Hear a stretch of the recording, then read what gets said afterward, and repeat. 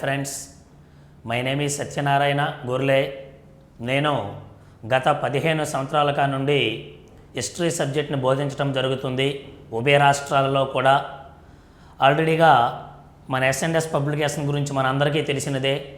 2 రాష్ట్రాల్లో కూడా ఎటువంటి కాంపిటేటివ్ ఎగ్జామ్ అయినా విజయానికి చిరునామాగా ఉంది మన ఎస్ఎండ్ఎస్ పబ్లికేషన్స్ అనేది.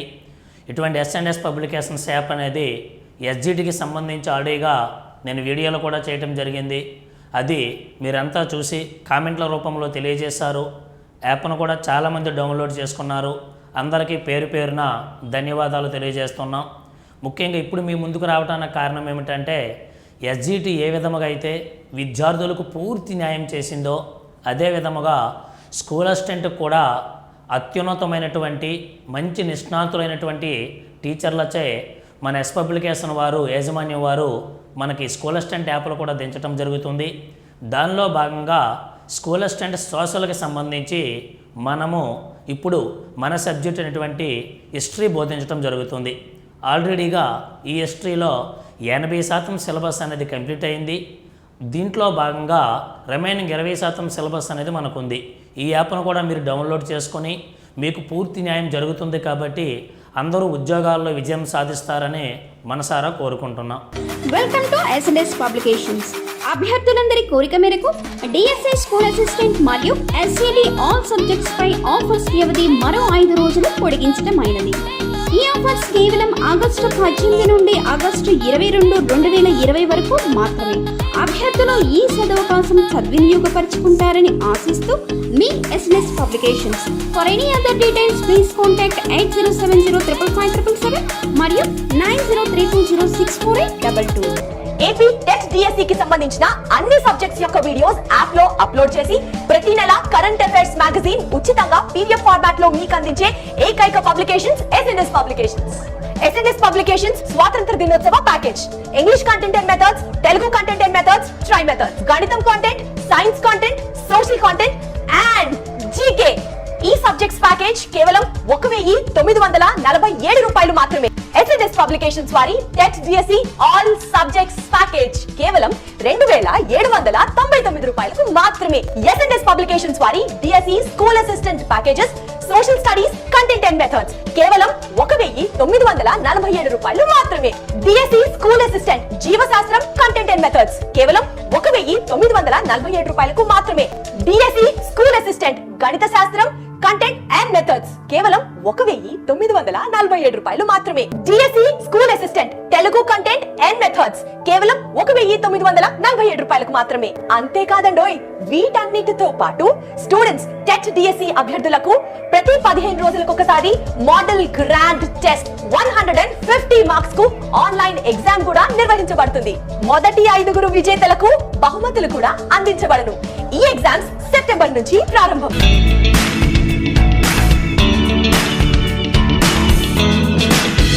Okay, thank you. మరి ఇప్పుడు మనం పరిశీలించినట్లయితే ఈరోజు మనం చెప్పుకోబోతున్న టాపిక్ అత్యంత ప్రధానమైనది స్కూల్ అసిస్టెంట్ డిఎస్సి వాళ్ళకి. ప్రతి డిఎస్సి అప్ టు 2001 నుంచి మీరు తీసుకోండి, 2018 జరిగినంత వరకు ప్రతి డిఎస్సిలో కూడా ఒక బిట్ అనేది ఈ లెసన్ మీద ఇవ్వటం జరుగుతుంది. చాలా చాలా ప్రధానమైనది ఈ టాపిక్. అదే ఇంటర్మీడియట్ సెకండ్ ఇయర్లో మాత్రమే కనిపించే టాపిక్. 10వ తరగతిలో ఒక 2 లైన్స్ మాత్రమే దీని గురించి ఇచ్చాడు. ఇప్పుడు నేను చెబుతున్న టాపిక్ మరలా చెబుతున్నా, ఇంటర్మీడియట్ సెకండ్ ఇయర్లో 13వ టాపిక్గా మనకుంది. అదే ఏంటి సార్ అని అంటే, ఇంటర్మీడియట్లో ఉన్నటువంటి ఆ టాపిక్ నేమే ఫాసిజం ఇటలీ. ఇది సార్ మరలా చెప్తున్నాం, గుర్తుపెట్టుకోండి. ఇది పూర్తిగా ఇంటర్మీడియట్ సెకండ్ ఇయర్ టాపిక్ అండి. ఖచ్చితంగా 110% ఒక బిట్ అయితే గ్యారంటీ, డ్యామ్ షూర్.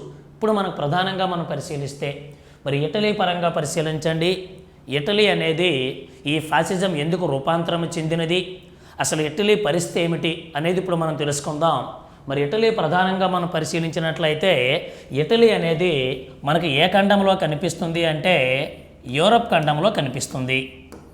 యూరప్. మరి యూరప్ ఖండంలో ఉన్నటువంటి ఇటలీ, ఒకసారి మనం ప్రపంచ పటాన్ని అబ్జర్వ్ చేస్తాం అనుకోండి. ఈ ప్రపంచ పటంలో ఇదిగోండి ఇటలీ అనేది మనకి ఈ పరిసర ప్రాంతంలో కనిపిస్తుంది. ఇదిగోండి సార్, ఇటలీ. ఇక్కడ ఉండే మహాసముద్రం ఏది మనకి? మెడిటేరియన్ సీ, మధ్యధరా సముద్రం. అంటే మధ్యధరా సముద్ర పరిసర ప్రాంతంలో ఇటలీ అనేది కనిపిస్తుంది. ఏం సార్, మరి ఇటలీ చూడడానికి ఏ షేప్లో కనిపిస్తుందో చూడండి. ఇంతకుముందు మన స్కూల్ అసిస్టెంట్ వాళ్ళకి జీకేలు అడిగిన క్వశ్చన్, ఒక స్కూల్ అసిస్టెంట్ శ్వాసల వాడు మాత్రమే రాయగలిగిన బిట్ ఇది. ఏమిటది? ఇటలీ మధ్యధరా సముద్రములో మానవుడు వేసుకునే కాలి బూటు ఆకారంలో ఉన్నది. వాడు అడిగిన క్వశ్చన్ ఏమిటంటే కాలి బూటు ఆకారంలో కనిపిస్తున్నటువంటి ద్వీపకల్పం ఏది అన్నాడు? ఇటలీ. ఓకే సార్, మరి ఇటువంటి ఇటలీ ఈ మధ్యధరా సముద్రం వల్ల ఎంతగా అభివృద్ధి చెందిందో ఆ మధ్యధరా సముద్రం వల్ల అంతే విధంగా కొంతవరకు నష్టపోయింది. అందుకే మనకేమిటనంటే ఈ ఇటలీ అనేది మధ్యధరా సముద్రపు బంధితురాలు అనే ఒక గొప్ప యువరాని పేర్కొన్నది. ఆ యువరాని పేరు ఏమిటని అడుగుతాడు. ఆవిడ పేరే క్యాథరిన్. చాలా చాలా ఇంపార్టెంట్ సార్ ఇది. క్యాథరిన్ అంటే ఇటలీను మధ్యధరా సముద్రపు బంధితురాలుగా ఎవరు పేర్కొన్నారు అంటారు? క్యాథరిన్ అనే మహిళ పేర్కొన్నది. ఈమె ఒక యువరాణి, రష్యా దేశాన్ని పరిపాలించిన గొప్ప యువరాణి. ఈమె ఇటలీను మధ్యధరా సముద్రపు బాధితురాలుగా పేర్కొన్నది. ఇటలీ మధ్యధరా సముద్రంలో కాలి బూటు ఆకారంలో ఉన్నటువంటి ఒక ద్వీపకల్పము. ఇటువంటి ఇటలీ ప్రాచీన కాలంలో గొప్ప నాగరికతగా రూపాంతరం చెందినది. ఇటలీ దేశం అనేది ఆవిర్భవించక ముందు ఒకప్పుడు ఇది రోమన్ నాగరికతగా ఉండేది. రోమన్ నాగరికతగా. అందుకే ఈ రోమన్ నాగరికత అనేది ఏ నదీ పరిసర ప్రాంతంలో ఏర్పడింది అని అంటున్నాడు? టైబర్ నదీ పరిసర ప్రాంతంలో ఏర్పడింది.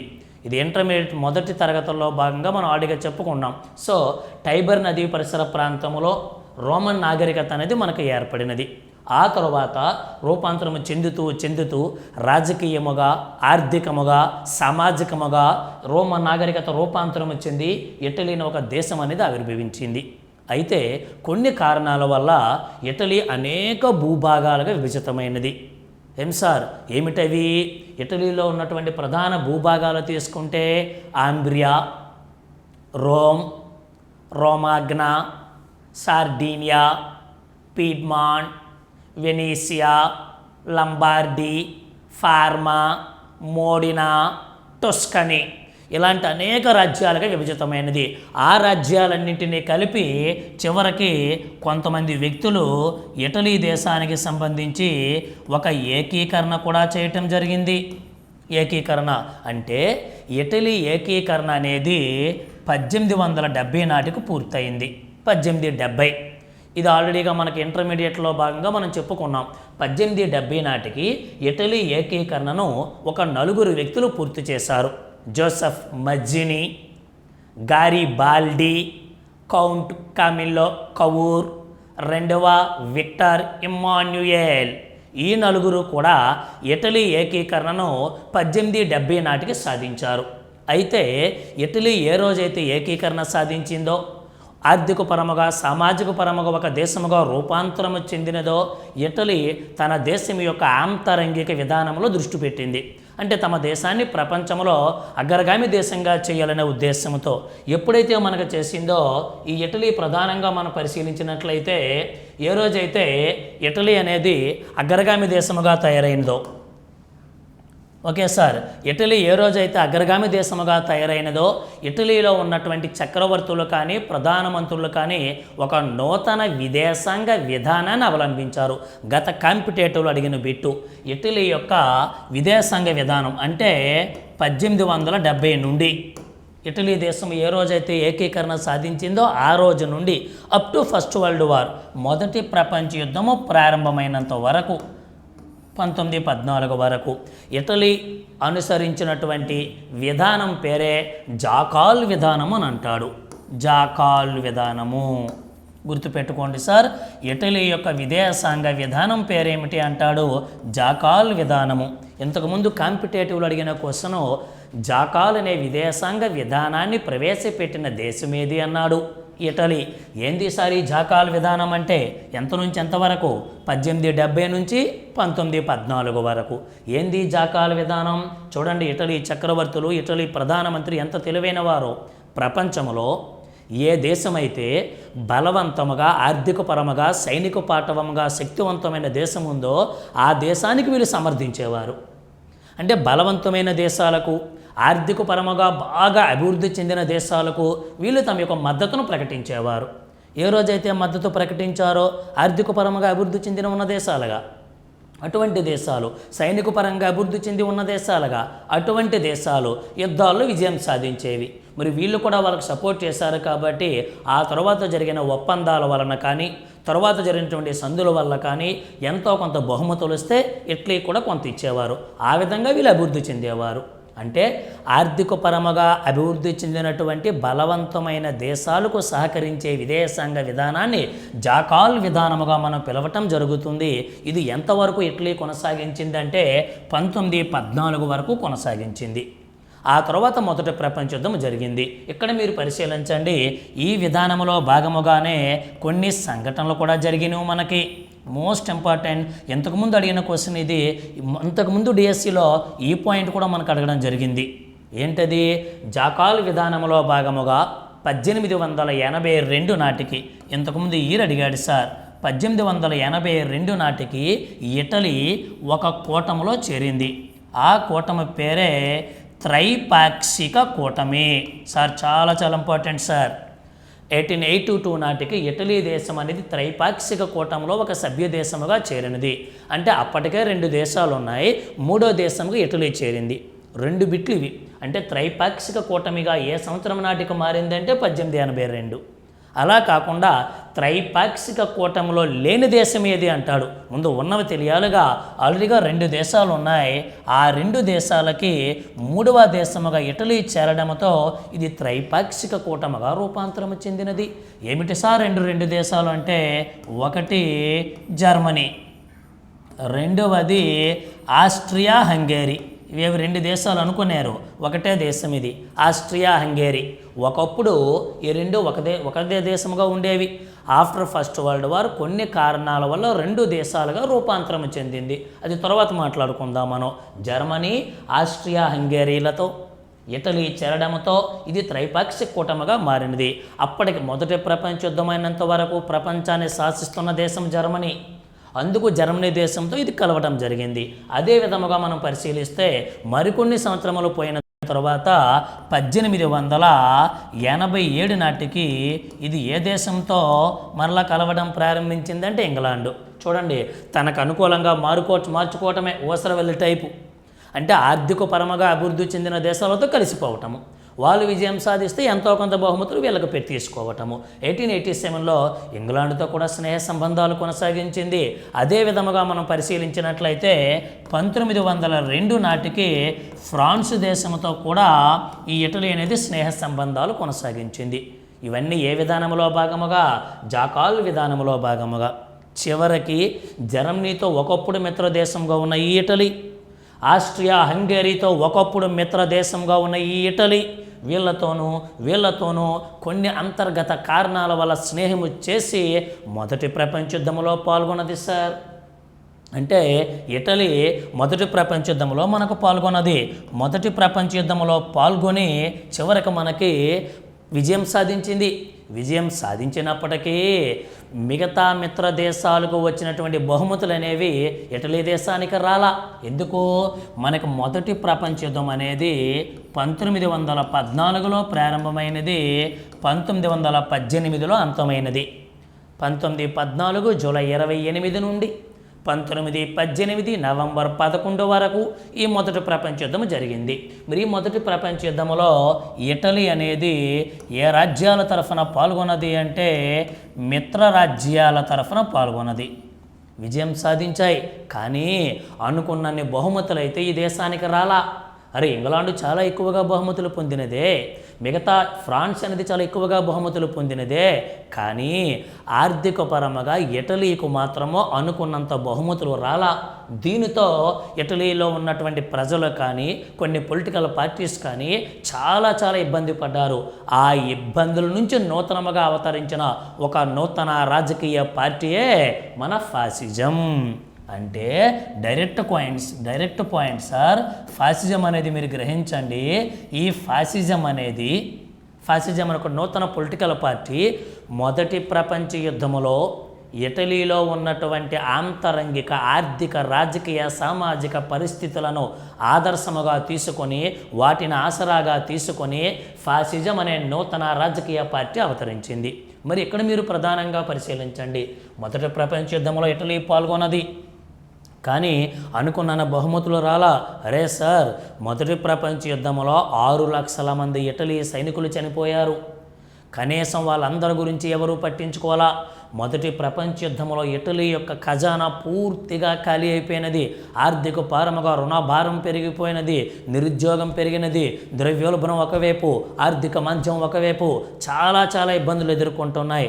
అటువంటి పరిస్థితులను ఆదర్శముగా తీసుకున్నటువంటి ఒక గొప్ప ఇటలీ వ్యక్తి ఈ ఫాసిజం అనే ఒక నూతన రాజకీయ పార్టీని స్థాపించడం జరిగినది. ఎంత దారుణమో చూడండి. మొదటి ప్రపంచ యుద్ధం అయిన తర్వాత 1919 నుండి 1921, అరే సార్ కేవలము 2 లేదా 3 సంవత్సరాలు, ఈ 2.5-3 సంవత్సరాల కాలంలో ఇటలీలో 6 ప్రభుత్వాలు మారాయి అంటే ఎంత రాజకీయ అనిశ్చితి నెలకొన్నదో ఆలోచించండి. ఈ రాజకీయ అనిశ్చితిని ఆదర్శంగా తీసుకొని ఇటలీ ప్రజలకు నేనున్నానని ఒక భరోసా ఇచ్చినటువంటి ఆ గొప్ప వ్యక్తే బెనిటో ముస్సోలినీ. అతడే ముస్సోలినీ అని చెప్పి అంటున్నాం. ఓకే సార్, అతడే ముస్సోలినీ. సార్, ఇతడే మనకి ఈ యొక్క ఫాసిజం అనే ఒక నూతన రాజకీయ పార్టీని స్థాపించడం జరిగింది. ఇది ఇంట్రొడక్షన్ పరంగా పరిశీలిస్తే, అంటే ఫాసిజం అవతరించడానికి కారణం రోమన్ నాగరికతగా ఉన్న ఇటలీ ఎలా డెవలప్ చెందింది, ఇటలీ తర్వాత ఏకీకరణ వ్యక్తిగా నలుగురు ఎలా సాధించారు, ఊహించిన విధముగా జాకాల్ విధానంలో భాగముగా త్రైపాక్షిక కూటమిలో చేరటము కానీ, ఇంగ్లాండ్తో స్నేహం చేయటం కానీ, తనకు అనుకూలంగా ఉన్న ఫ్రాన్స్తో స్నేహం చేసి కానీ ఎలా వీళ్ళు విజయం చిన్న బహుమతులు పొంది రూపాంతరం చెందారు, మధ్యధరా సముద్రాన్ని ఏ విధంగా ఆదర్శంగా తీసుకుని వీళ్ళు హైలైట్ అయ్యారో తెలుసుకున్నాం. ఆ తర్వాత ఆ రాజకీయ అనిశ్చితిని 6 ప్రభుత్వాలను ఆదర్శంగా తీసుకున్నటువంటి ఇతడు చివరికి మనకేమిటంటే మొత్తం మనకి ఈ ముస్సోలినీ అనేవాడు ఆ ఫాసిజం అనే ఒక నూతన రాజకీయ పార్టీను స్థాపించడం జరిగినది. అంటే ఈ ఫాసిజం పార్టీ స్థాపకుడు ఎవరంటున్నాం? ముస్సోలినీ అంటున్నాం. ఈ ముస్సోలినీ మరి ముస్సోలినీ పరంగా మనం పరిశీలించినట్లయితే 1883 నుండి 1945 ఇతని ఒక టైం పీరియడ్ మనం తీసుకుంటే 1883 ఆన్వర్డ్స్ టు 1945. మరి ఈ ముస్సోలినీ పరంగా మనకు ఒక పర్సనల్ స్టోరీ ఇవ్వటం జరిగింది ఇంటర్మీడియట్ సెకండ్ ఇయర్లో. మీకు మరలా చెబుతున్నాం, ఖచ్చితంగా స్కూల్ అసిస్టెంట్ సోషల్ అంటే ఇంటర్మీడియట్ లెవెల్లో 110% చదవాల్సిందే. ఇది ఇంటర్మీడియట్లో ఉన్నటువంటి 13వ పాఠ్యాంశం అని కూడా మీకు చెబుతున్నా. ఓకే సార్, బెనిటో ముస్సోలినీ అంటున్నాం. 1883లో జన్మించారు. సో ప్రపంచాన్ని కొన్ని సంవత్సరముల పాటు ఏకఛత్రాధిపత్యముగా నియంతగా హిట్లర్తో కలిపి ప్రపంచాన్ని శాసించిన వ్యక్తి చివరికి దురదృష్టము కొలది 1945 ఏప్రిల్ నెలలో తన సొంత ప్రజల చేతే అత్యంత దారుణంగా కాల్చి చంపబడ్డాడు. అది ఎలాగనేది ఇప్పుడు మనం తీసుకుంటున్నాం. మరి ఇంతకీ ముస్సోలినీ 1883వ సంవత్సరంలో ఇటలీ దేశంలో ఉన్నటువంటి ఒక చిన్న గ్రామంలో జన్మించారు.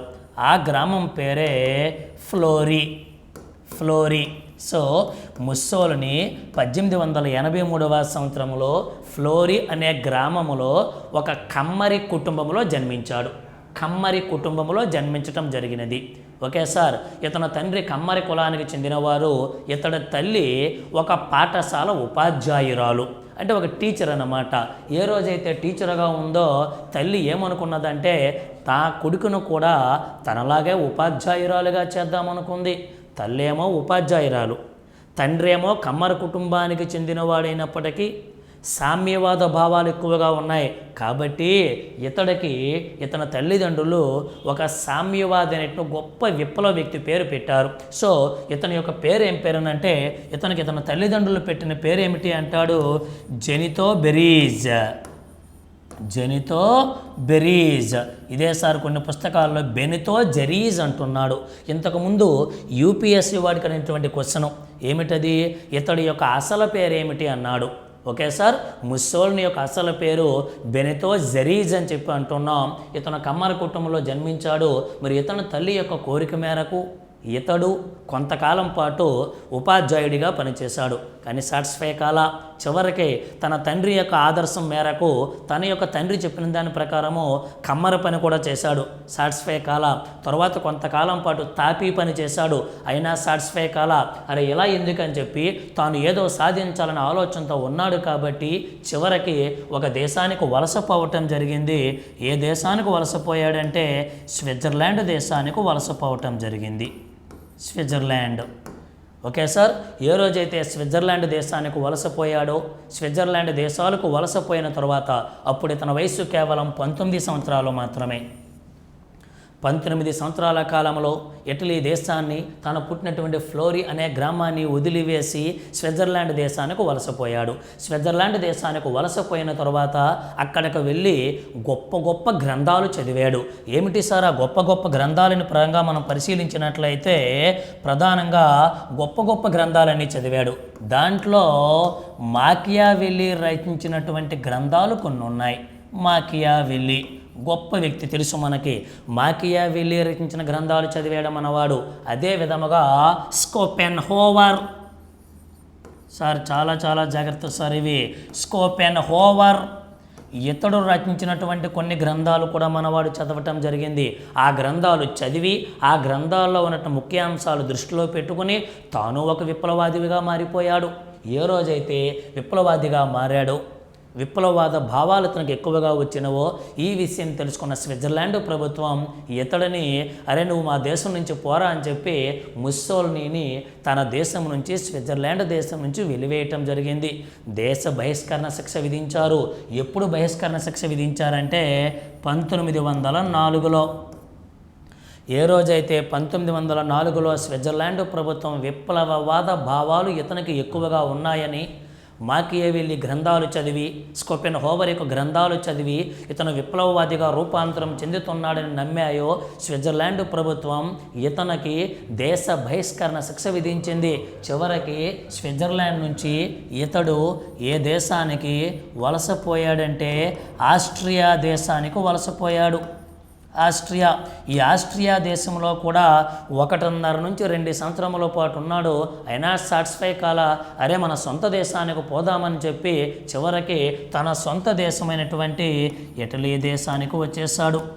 ఇది అంటే స్విట్జర్లాండ్ నుంచి ఆస్ట్రియా, ఆస్ట్రియా నుంచి ఇటలీకి వచ్చేసాడు. మరలా చివరికి తన యొక్క చరిత్ర అనేది ఇటలీలోనే ప్రారంభమైంది.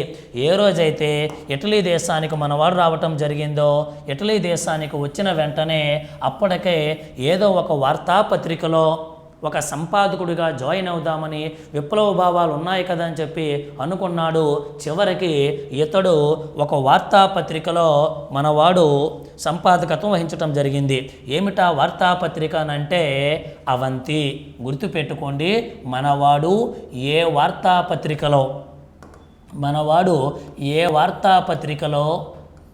సంపాదకుడిగా ప్రవేశించాడు అంటే అవంతి అనే వార్తాపత్రికకి ఎడిటర్గా, సంపాదకుడిగా మనవాడు వహించాడు.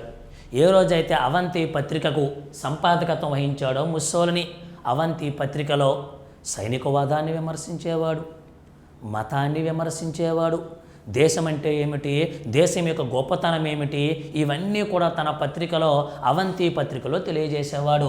గుర్తుపెట్టుకోండి, ముస్సోలిని ప్రధానమంత్రి కాకముందు ఏ వార్తాపత్రికలో ఎడిటర్గా పనిచేసేవాడు అంటే అవంతి పత్రికలో.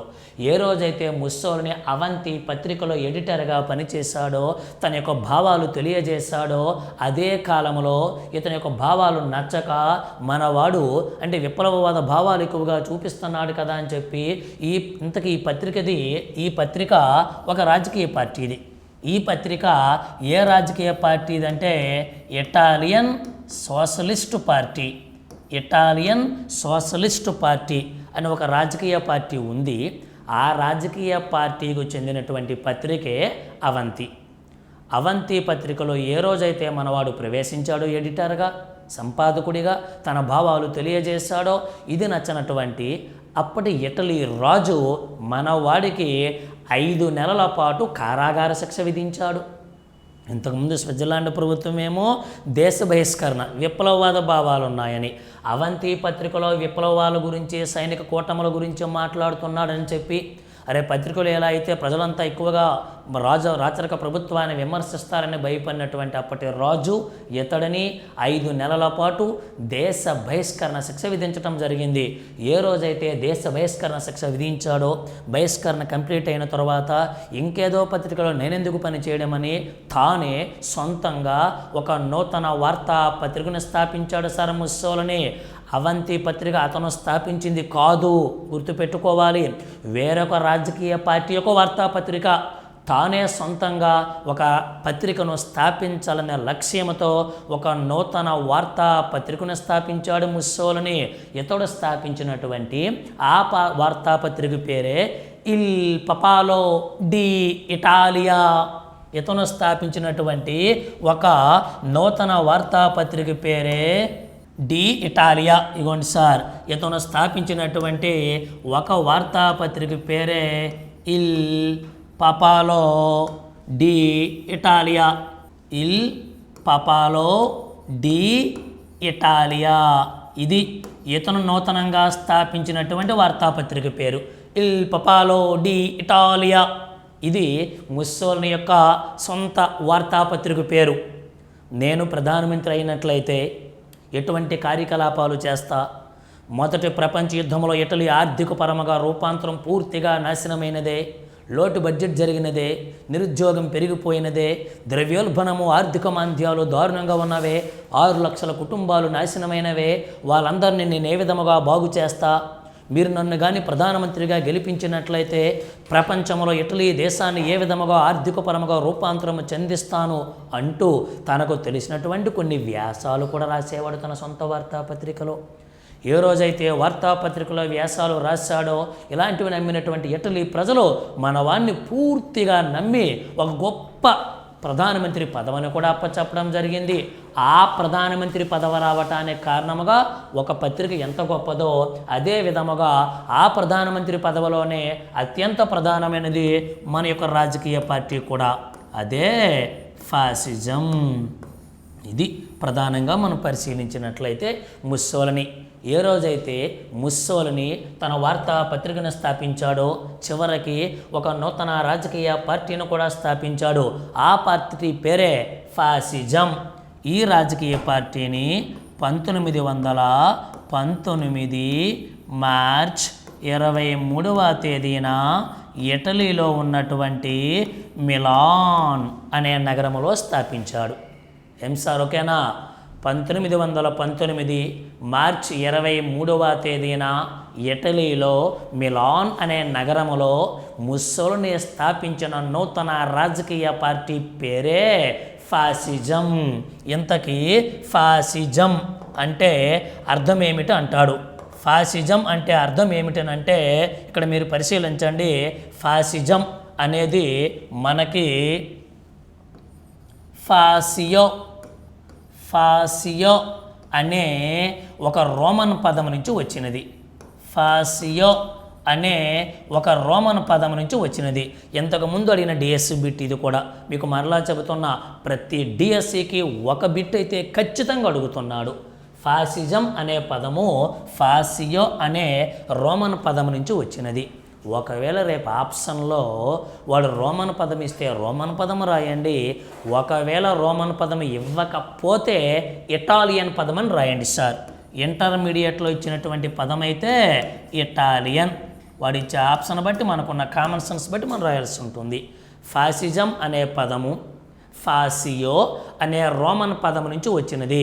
ఇంతకీ ఫాసియో అనగా అర్థం ఏమిటి అంటాడు. అర్థం ఏమిటంటే కడ్డీల కట్ట అని అర్థము. ఫాసియో అంటే అర్థం ఏమిటి? కడ్డీల కట్ట, బండిల్ ఆఫ్ రాడ్స్ అని అర్థము. ఫాసియో అంటే అర్థం ఏమిటనంటే కడ్డీల కట్ట అని అర్థము. ఇదేమిటంటే ఫాసిజం పార్టీ యొక్క సింబల్. ప్రతి రాజకీయ పార్టీకి ఒక ప్రత్యేకమైనటువంటి జెండా ఉంటుందిగా, flag. This is the flag of fascism. అంటే చూడండి, కడ్డీల కట్ట ఉంటుంది, గొడ్డలి ఉంటుంది. ఫాసిజం పార్టీ యొక్క సింబల్గా మనము దీన్ని మనం తెలుసుకుంటున్నాం. అంటే ఇదిగోండి, కడ్డీల కట్ట మరియు గొడ్డలి. ఫాసియో అనేది రోమన్ భాషా పదం అన్నామే, అంటే తెలుగులో బండిల్ ఆఫ్ రాడ్స్, కడ్డీల కట్ట మరియు గొడ్డలి. ఆ రెండింటిని బేస్ చేసుకుని మనవాడు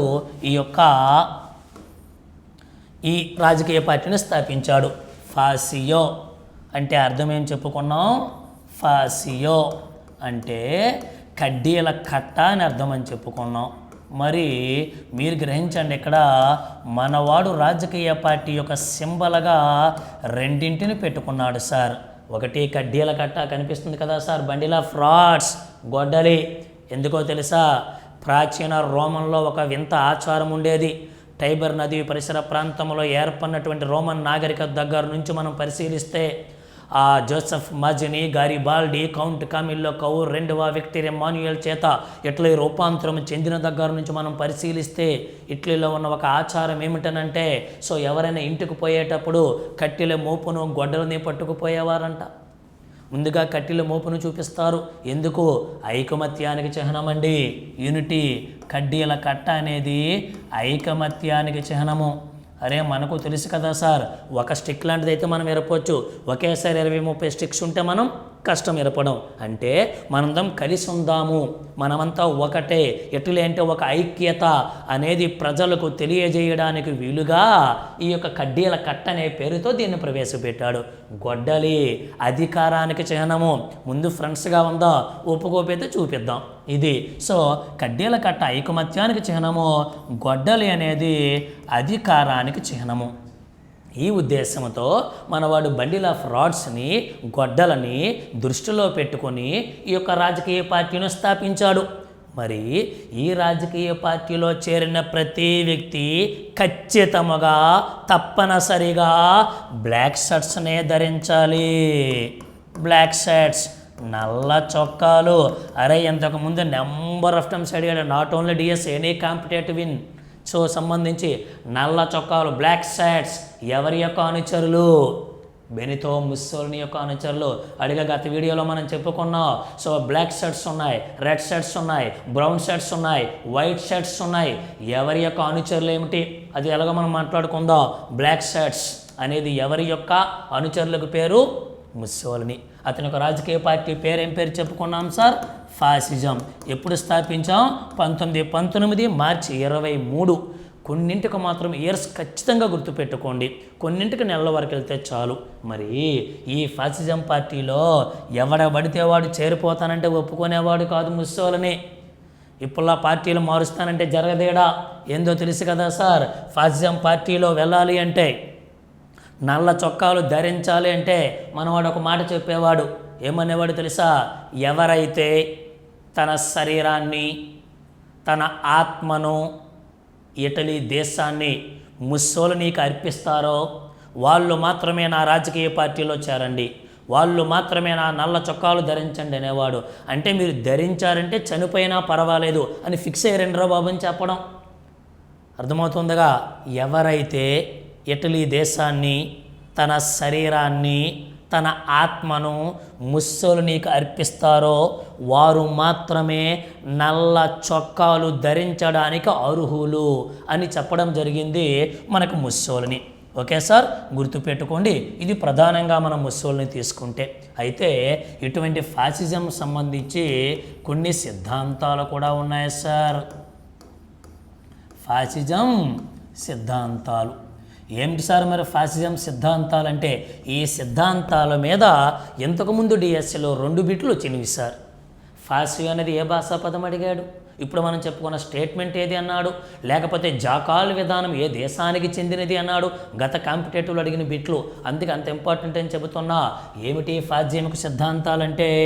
ఒకటి, వైయుక్తికవాదాన్ని పూర్తిగా ఈ ఫాసిజం వ్యతిరేకించింది. అది ఫాసిజం అనవచ్చు లేదా ముస్సోలిని అనవచ్చు. వైయక్తికవాదాన్ని పూర్తిగా వ్యతిరేకించింది. అరే వ్యక్తిగా అభివృద్ధి చెందడమేందిరా? వ్యక్తి అభివృద్ధి చెందడం కాదు, వ్యక్తి అభివృద్ధి కంటే దేశ అభివృద్ధి ముఖ్యమని అన్నాడు. జాతి గొప్పది అన్నాడు, దేశం గొప్పది అన్నాడు. అలాగని చెప్పి ప్రజాస్వామ్యాన్ని సమర్థించాడా అంటే అది లేదు సార్. ప్రజాస్వామ్యాన్ని ఇతను వ్యతిరేకించాడు, వైయక్తికవాదాన్ని వ్యతిరేకించాడే, ప్రజాస్వామ్యవాదాన్ని వ్యతిరేకించాడే. సరే కదా అని చెప్పి కమ్యూనిజానికి సపోర్ట్ చేశాడా అంటే కమ్యూనిజాన్ని ఇతను అంగీకరించలా, అంటే కమ్యూనిజాన్ని కూడా ఇతను వ్యతిరేకించాడు. ఇంతకుముందు డిఎస్సిలో అడిగిన క్వశ్చన్ ఏమిటో తెలుసా? ఫాసిజం యొక్క సిద్ధాంతము కానిదేమిటి అన్నాడు. ఆప్షన్ ఏ వైయక్తికవాదాన్ని సమర్థించాడు. ఏం సార్? ఆప్షన్ బి ప్రజాస్వామ్యవాదాన్ని వ్యతిరేకించాడు. ఎస్, కమ్యూనిజాన్ని వ్యతిరేకించాడు. పైవన్నీ సరైనవి అన్నాడు. పూర్తిగా బిట్టి చదవపో దొరికేది ఇక్కడే. వాడు ఏమన్నాడు? మూడింటిని వ్యతిరేకించాడు, అంగీకరించలా, సమర్థించలా. కాబట్టి వైయక్తికవాదాన్ని విమర్శించాడు, వ్యతిరేకించాడు. అది అక్కడ మనం రాయాలి. Okay sir. ఆ తర్వాత మీరు పరిశీలించండి. ఈ తర్వాత మనం పరిశీలించినట్లయితే ఇదిగోండి సార్, ఇదంతా ఒకటో పాయింట్గా మనం చెప్పుకోవచ్చు. మరి ఫాజ్యంకు రెండో సిద్ధాంతం ఏమన్నాడో తెలుసా? ఇతడు దేశానికి ఒకే ఒక పార్టీ ఉండాలి, అది కూడా ఒక నియంత చేతుల్లో ఉండాలి. అది మన ఫాసిజం అయితే ఇంకా మంచిది అన్నాడు. దేశంలో ఒకే ఒక పార్టీ ఉండాలి, ఒకే ఒక పార్టీ ఉండాలి, ఆ పార్టీ కూడా ఒక నియంత చేతిలో ఉండాలి అని ముస్సోలిని అభిప్రాయపడ్డాడు. Okay sir. ఆ తర్వాత చెప్పినటువంటి ఫాజ్యం యొక్క మూడో సిద్ధాంతం ఏమిటంటే ప్రపంచంలో అన్ని జాతుల కంటే ఇటలీ జాతే అత్యంత ప్రధానమైనది. మన జాతే గొప్పది. ప్రపంచాన్ని పరిపాలిస్తే మన ఇటలీ వాళ్ళే పరిపాలించాలి, అడెవరో మిగతా వాళ్ళు పరిపాలించడం ఏంది అని ప్రజలకు దేశము, జాతి అని ఒక గౌరవం తీసుకువచ్చాడు మనవాడు. Okay sir. ఇది ప్రధానంగా మనం పరిశీలిస్తే ఫాజ్యం సిద్ధాంతాలు. అంటే ముస్సోలిని ఎంత గొప్పవాడో, ఎంత ఉపన్యాసకుడో, ఎంత గొప్ప వ్యక్తికి ఎలా రూపాంతరం చెందాడో చూడండి. ఇక్కడ మీరు పరిశీలించండి. ఆ తర్వాత మనం పరిశీలించినట్లయితే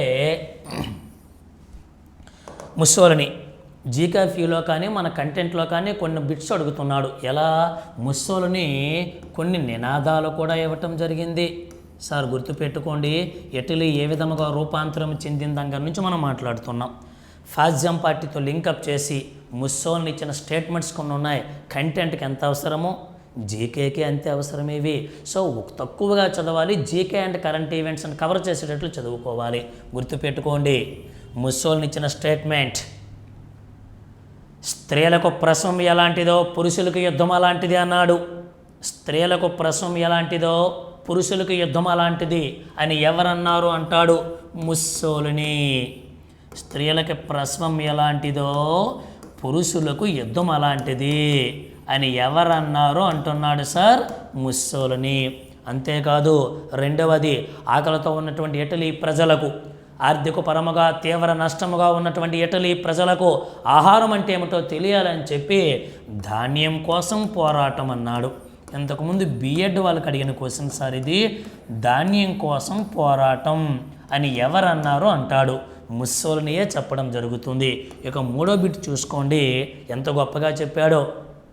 యుద్ధాలు జరుగుతాయి కదా, యుద్ధం జరిగిన తర్వాత ఒప్పందాలు జరుగుతాయి కదా, శాంతి సంధులు జరుగుతుంటాయి కదా అన్నాడు. ఎవరైతే శాంతిని కోరుకుంటారో అంతర్జాతీయ శాంతి అనేది ఒక పిరికి పందల చర్య. అరే యుద్ధం అంటే రానివారు, పిరికితనం ఉన్నవారు మాత్రమే రండి కలిసి ఉందామంటారు. మనం కలిసి ఉండడం ఏందిరా, మనమే ప్రపంచాన్ని పరిపాలించాలని చెబుతూ అంతర్జాతీయ సంధి అనే ఒప్పందాలన్నీ వేస్ట్ అనంట. అంటే అంతర్జాతీయ సంధి అనేది ఒక పిరికి పందల చర్య అని ఎవరు చెప్పాడనంటే మన ముస్సోలిని చెప్పడం జరిగింది. స్టేట్మెంట్లు జాగ్రత్త. ఇక నాలుగో స్టేట్మెంట్ చూడండి, ఎంత గొప్పగా చెప్పాడో.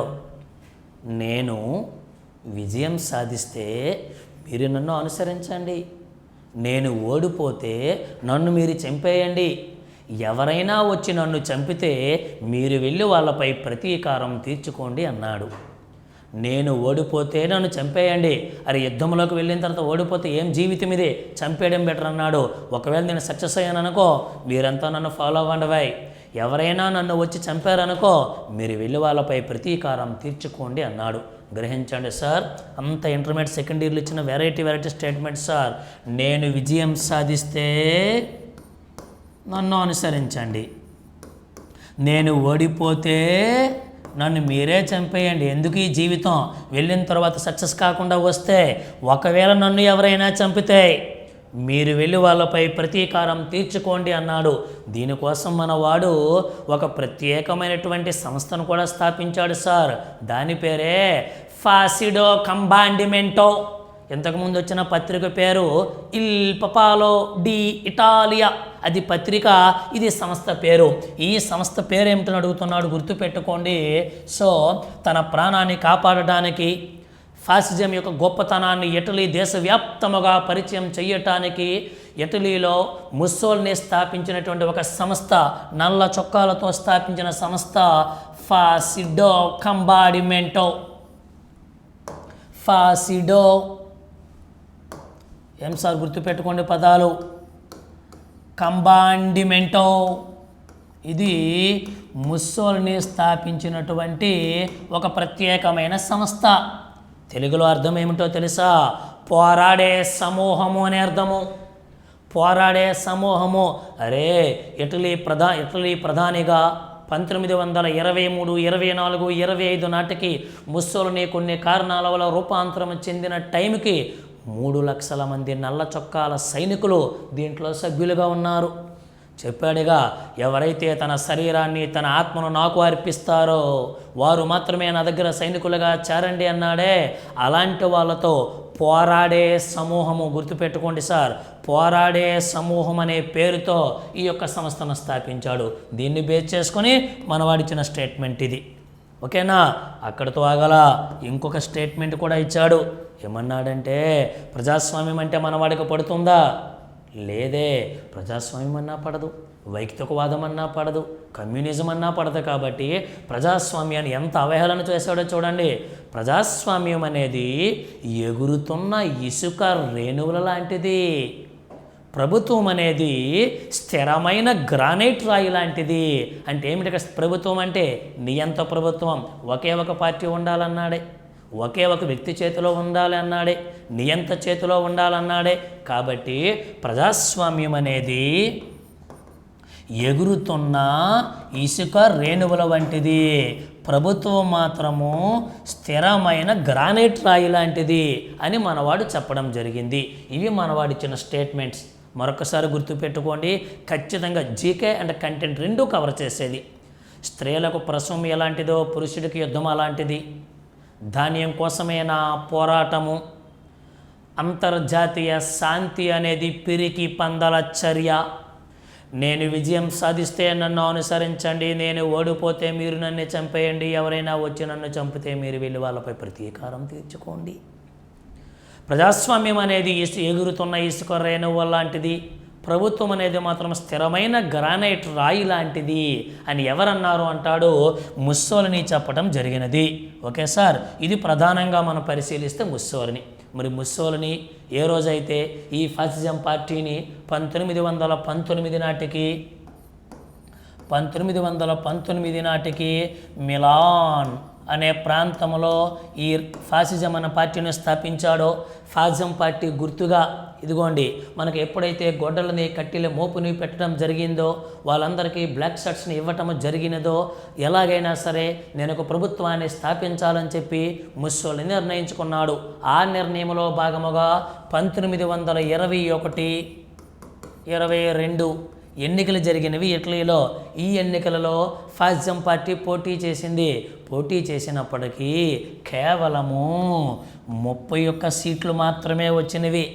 అప్పుడు ఆలోచించాడు ముస్సోలిని, న్యాయబద్ధంగా వెళితే మనకి ఎంత వేగంగా అధికారం రాదు, అరే మనకి న్యాయబద్ధం ఏమిటి అని ఆలోచించి ఫాసిడో కంబాండిమెంటో ఉంది చూసారా, ఆ ఫాసిడో కంబాండిమెంటో ద్వారా 1923వ సంవత్సరం అక్టోబర్ నెలలో మనకి ఓ గొప్ప సమావేశం ఏర్పాటు చేద్దాం, రెండయ్య నల్ల సైనికులంతా అని చెప్పడంతో కేవలం ఒక్క రోజులోనే 50,000 మంది సైనికులు, ఒక్క రోజులోనే 50,000 మంది బ్లాక్ షర్ట్స్, ఒక్క రోజులోనే 50,000 మంది బ్లాక్ షర్ట్స్ రావటం జరిగింది. ఆ 50,000 మంది బ్లాక్ షర్ట్స్తో ఇతడు ఒక గొప్ప ఫాసిస్ట్ కాంగ్రెస్ సమావేశాన్ని కూడా ఏర్పాటు చేశాడు. ఎప్పుడైతే ఫాసిస్ట్ కాంగ్రెస్ సమావేశాన్ని ఏర్పాటు చేశాడో ఇంత జనాభా చూసినటువంటి ప్రజలు, అప్పటి ఇటలీ ప్రధానమంత్రి భయపడ్డాడు. ఇంతమంది ప్రజాదరణ ఉందే, ఇతను ఏమైనా చేస్తాడని చెప్పి అప్పటి ఇటలీ ప్రధానమైనటువంటి అప్పుడు ఇటలీ ప్రధానమైనటువంటి ఫ్యాక్టో ఊహించిన విధముగా ఇతని ప్రజాదరణ చూసి 1923లో ఇతడు పెట్టినటువంటి ఫాసిస్టు కాంగ్రెస్ సమావేశం చూసి భయపడి తన పదవికి రాజీనామా చేశాడు. ఏ రోజైతే ఫ్యాక్టో తన పదవికి రాజీనామా చేశాడో అప్పటి ఇటలీ చక్రవర్తి అయిన 3వ విక్టర్ ఇమ్మాన్యుయేల్, ఓకేనా, 3వ విక్టర్ ఇమ్మాన్యుయేల్ ఇతడు తీవ్రంగా ఆలోచించి మరి ఇతడి యొక్క ప్రజాదరణ చాలా ఎక్కువగా ఉన్నదే, ఫాసిడో కంపార్ట్మెంటో రోజు రోజుకి దినదినాభివృద్ధి చెందుతుంది, ఇతను తన ప్రధానమంత్రిగా పెట్టుకోవాలనే ఉద్దేశ్యంతో 1923వ సంవత్సరం అక్టోబర్ నెలలో ఇతడిని తన ప్రధానమంత్రిగా నియమించుకోవటం జరిగింది. ఈ విధముగా 1919లో ఒక ఫాసిస్టు పార్టీని స్థాపించి అనతి కాలంలోనే ప్రజాదరణతో నల్ల చొక్కాల సహకారంతో తన ఉపన్యాసాలతో 1923 అక్టోబర్ నాటికి ఇటలీ దేశానికి ప్రధానమంత్రిగా ఎన్నికయ్యాడు. ప్రధానమంత్రిగా ఎన్నికైన వెంటనే ఇతను గొప్ప స్టేట్మెంట్ ఇచ్చాడు. ఇందాక ఇచ్చిన స్టేట్మెంట్స్ ఎంత గొప్పవో ఇప్పుడు మనం చెబుతున్న స్టేట్మెంట్ అయితే 10th క్లాస్ నుంచి ఇంటర్మీడియట్ వరకు ఇచ్చినటువంటి పదము చాలా చాలా మంచిది. ఏమిటి సార్ అంటే పోరాడు, విశ్వసించు, విధేయత చూపు అన్నాడు. ఏం సార్, చాలా చాలా ఇంపార్టెంట్ సార్, గుర్తుపెట్టుకోండి. విధేయత చూపు, అదే విధముగా విశ్వసించు, అదే విధముగా పోరాడు. సో తన దేశానికి సంబంధించిన స్టేట్మెంట్లు ఏవి?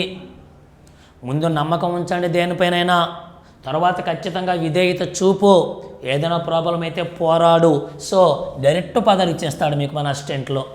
విధేయత, విశ్వసించు, పోరాడు అనే నినాదాలతో, అనే భావనలతో ప్రపంచ దేశంలోని అగ్రగామి దేశముగా ఇటలీని తయారు చేయడానికి మనవాడు తీవ్ర ప్రయత్నాలు చేశాడు. ఏ రోజైతే 1923 అక్టోబర్ నాటికి మనవాడు ఈ విధముగా ప్రధానమంత్రిగా ఎన్నికవటం జరిగిందో, ప్రధానమంత్రిగా అయిన వెంటనే మనవాడు టోటల్ ఈ ఇటలీ దేశం ఉంది చూస్తారా, ఇక ప్రపంచవ్యాప్తంగా చేయడానికి అనేక మనవాడు నిర్ణయాలు తీసుకున్నాడు. ఈ నిర్ణయాల్లో భాగముగా ఇటలీ దేశాన్ని మరింతగా అభివృద్ధి చేయడానికి, ఇదిగో మధ్యధరా సముద్రంలో ఉందిగా, మరింతగా అభివృద్ధి చేయడానికి ప్రధానమంత్రి అయిన వెంటనే 2 నిర్ణయాలు తీసుకున్నాడు. ఒకటి ఆంతరంగిక విధానం అంటాం, 2 విదేశాంగ విధానము అంటాం.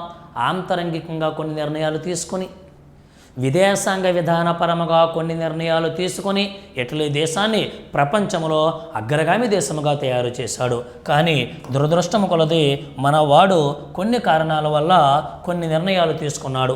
అదేంటి ఇప్పుడు మనం తీసుకుందాం. ఇక్కడ మీరు పరిశీలించండి. మనవాడు ప్రధానమంత్రిగా ఎన్నికైన తర్వాత ముస్సోలిని 1923లో ప్రధానమంత్రిగా ఎన్నికైన తర్వాత ఇటలీ దేశాన్ని మరింతగా అభివృద్ధి చేయాలనే లక్ష్యంతో కొన్ని నిర్ణయాలు తీసుకున్నాడు. దానిని మన కాంపిటేటివ్లో మనము చదువుకునేందుకు వీలుగా 2 భాగాలుగా వర్గీకరిస్తున్నాం సార్ గ్రహించండి. ఒక బిట్ గ్యారంటీ అని చెప్పి అన్నా. ఒకటి ఆంతరంగిక విధానము అంటున్నాం సార్, ఇంటర్నల్. రెండవది విదేశాంగ విధానం అంటున్నాం సార్, ఎక్స్టర్నల్. అంటే ఆంతరంగిక విధానం ఇంటర్నల్గా, ఎక్స్టర్నల్గా 2 భాగాల్లో కూడా ఇటలీ దేశాన్ని ప్రపంచవ్యాప్తంగా చేద్దామని నిర్ణయించుకున్నాడు. మరి ఈ నిర్ణయంలో భాగంగా ముందు మనం ఇంటర్నలిసిస్ ఏం జరిగాయో గ్రహించాం. సార్ ఫాలో అవుతున్నారుగా? ఎస్. ఆంతరంగిక విధానంలో భాగంగా మొదటి ప్రపంచ యుద్ధంలో పూర్తిగా ఖజానా కాలేని ఇటలీ దేశాన్ని మరింతగా అభివృద్ధి చేయడానికి అనేక నూతన ఆర్థికపర నిర్ణయాలు తీసుకున్నాడు. అంటే ఆర్థికముగా ఇటలీ దేశాన్ని అభివృద్ధి చేయడానికి తను తీసుకున్న నిర్ణయాలు ఏమిటంటే నూతనముగా కొన్ని పన్నులు అనేది విధించడం జరిగినది. అంతేకాకుండా ఉద్యోగస్తుల యొక్క జీతభత్యాలను తగ్గించాడు. అడగడానికి లేదు నియంత కాబట్టి. సో ఉద్యోగస్తుల జీతభత్యాలు తగ్గించాడు ఖజానా భారాన్ని తగ్గించుకోవటానికి. అదే విధముగా పన్నులను ఎక్కువగా వేయటం జరిగినది. అంతేకాకుండా పారిశ్రామిక ఉత్పత్తులను ఎక్కువగా అవకాశం కల్పించాడు. అంటే ఉద్యోగస్తుల జీతభత్యాలు తగ్గించి పన్నుల ద్వారా వచ్చిన ఆదాయంతో, జీతభత్యాల ద్వారా వచ్చిన ఆదాయంతో, అప్పటికే పారిశ్రామిక విప్లవం అనేది ప్రపంచవ్యాప్తంగా అభివృద్ధి చెంది ఉండడంతో సో పారిశ్రామిక ఉత్పత్తులకు ఇటలీలో అవకాశాలు ఎక్కువగా కల్పించాడు. దీనివల్ల ఒకప్పుడు లోటు బడ్జెట్లో ఉన్నటువంటి ఇటలీ చివరికి మిగులు బడ్జెట్ స్టేజ్కి రూపాంతరం చెందేలా ప్రయత్నించాడు మన ముస్సోలిని. దీనితో అనేక మంది ఆర్థికవేత్తలు, చాలామంది మధ్యతరగతి పేదవారు ముస్సోలిని తమను అవతరించడానికి వచ్చిన భగవంతుడి స్టేజ్కి తీసుకెళ్ళిపోయాడు. అంతేకాదు ఇంటర్నల్గా ఇంకోటి తీసుకున్న నిర్ణయం చూడండి. పోరాడు, విశ్వసించు, విధేయత చూపు అన్నాడే. మరి ఫస్ట్ కంపార్ట్మెంట్లో ఎక్కువ మంది సైనికులు చేరాలి అంటే జనాభా ఎక్కువగా ఉండాలి కదా. ఎవడు చెప్పాడరా మీకు కుటుంబ నియంత్రణ చేయమని? అది చాలా తప్పు. మీకు ఎంత వీలైతే అంత జనాభాను అభివృద్ధి చేయండి. కుటుంబ నియంత్రణ దేశంలో ఉండకూడదని చెప్పి దేశ జనాభా ఎంత ఉంటే అంత మంచిది, దేశ జనాభా ఎక్కువగా చేయండి అని చెబుతూ కుటుంబ నియంత్రణను తన దేశంలో పూర్తిగా రద్దు చేసేసాడు. ఇక నా దేశంలో కుటుంబ నియంత్రణ ఉండకూడదని చెప్పి కుటుంబ నియంత్రణ రద్దు చేసి దేశ జనాభాను ఎక్కువగా చేయమని చెప్పి మనవాడు ఎక్కువగా ప్రయత్నించడం జరిగింది. అంతేకాదు సార్, ఇటలీ అంటేనే ప్రాచీన కాలం నుండి క్రైస్తవ మతానికి పుట్టినిల్లు కదా. ఎందుకు?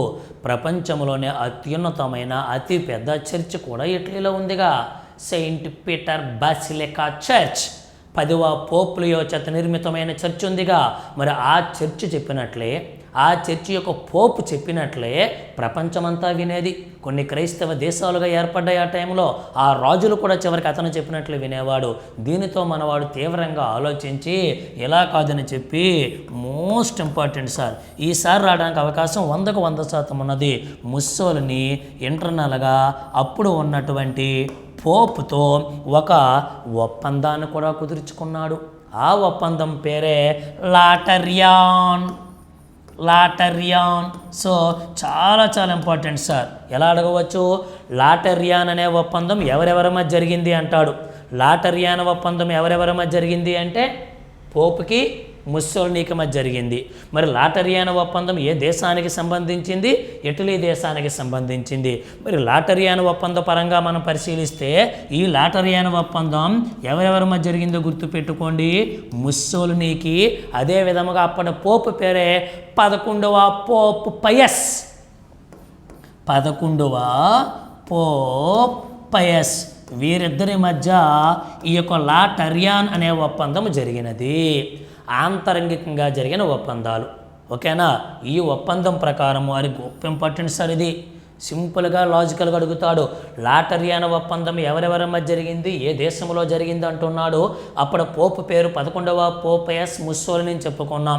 1928-29లో జరిగింది. ముఖ్యంగా 1929.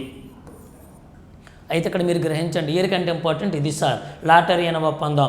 ఈ ఒప్పందం యొక్క ప్రధాన ముఖ్య ఉద్దేశాలు ఏమిటనంటే, అప్పుడే నూతనంగా అవతరించిందిగా ఫాసిస్టు ప్రభుత్వం అనేది అధికారితంగా కాదు, ప్రజల యొక్క మద్దతుతో కాదు, బలవంతంగా తీసుకున్నాడుగా. అంటే బలం శక్తే గొప్పది, సైనిక శక్తే గొప్పదని అంటాడు మనవాడు. అంటే ఈ ఒప్పందం ప్రకారము ఆ పోపేమో ఈ ఫాసిస్టు ప్రభుత్వాన్ని అంగీకరించెను. అంతేకాకుండా రోమ్ నగరము అంతవరకు పోప్ ఆధ్వర్యంలో ఉండేది. Okay sir? పోప్ ఆధ్వర్యంలో ఉన్నటువంటి రోమ్ నగరాన్ని ముస్సోలినీకి ఇవ్వటానికి అంగీకరించడం జరిగినది.